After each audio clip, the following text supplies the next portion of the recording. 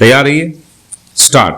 महोदय, आइए पर्यावरणीय कानून को लागू न करने के घातक परिणामों पर एक दृष्टि डालें। कार्यकारिणी और न्यायपालिका दोनों में संकल्प की कमी है। खेद है कि प्रदूषण नियंत्रण मंडल प्रदूषण नियंत्रण के लिए कुछ नहीं कर सके, और यदि उन्होंने कोशिश की तो उद्योगपतियों के दबाव में आकर राजनीतिज्ञ आड़े आ जाते हैं और अपराध के बड़े से बड़े मामले में भी अधिकारी कोई कार्रवाई नहीं करते, चाहे प्रदूषक उद्योग निजी क्षेत्र के हों या सार्वजनिक क्षेत्र के।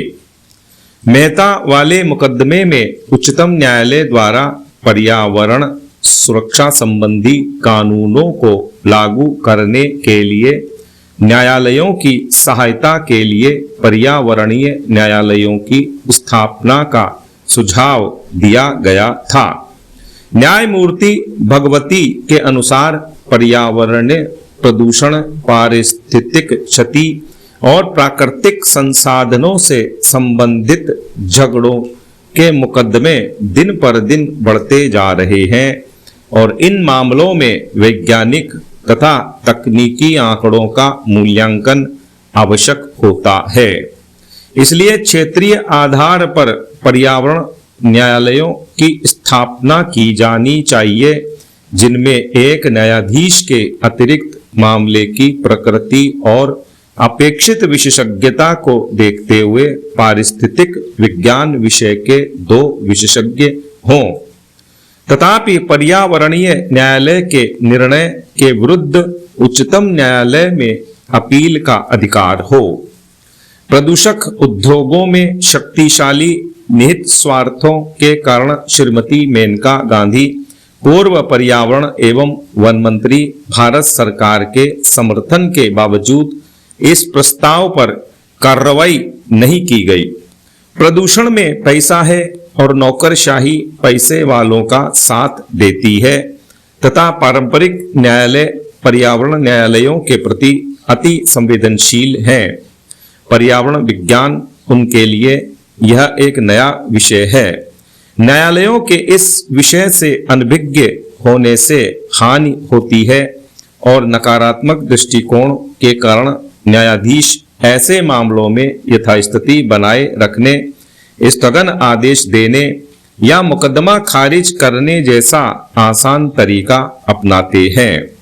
उच्चतर और उच्चतम न्यायालय के कुछ न्यायाधीशों ने इस दिशा में प्रशंसनीय कार्य किया है, किंतु पारंपरिक न्यायालयों के विद्वान वकील प्रदूषण नियंत्रण के संरक्षक नहीं है, क्योंकि वे कानूनी प्रक्रिया संबंधी जोड़ तोड़ में लगे रहते हैं और उन्हें क बनाम ख के पारंपरिक मुकदमों से ही फुर्सत नहीं मिलती और न ही उनमें पर्यावरणीय मामलों को निपटाने की विशेष योग्यता होती है।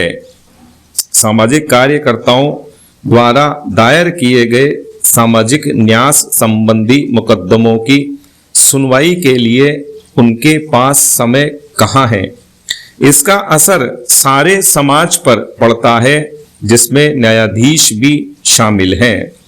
अन्य लोगों की तरह उन्हें भी दूषित वायु में सांस लेना पड़ता है, प्रदूषित पानी पीना पड़ता है, वनों की कटाई और रेगिस्तान का वे भी रोना रोते हैं और प्रचुर मात्रा में उपलब्ध अनेक नैसर्गिक लाभों से वंचित रहना पड़ता है। लेकिन प्रकृति का आनंद लेने के लिए कवि जैसा संवेदनशील हृदय होना चाहिए, जो जीवन की कविता से परिपूर्ण हो, जिसमें विश्व बंधुत्व की भावना, प्रकृति से एकात्मकता और प्रत्येक मानव के जीवन के अधिकार के प्रति प्रेम हो।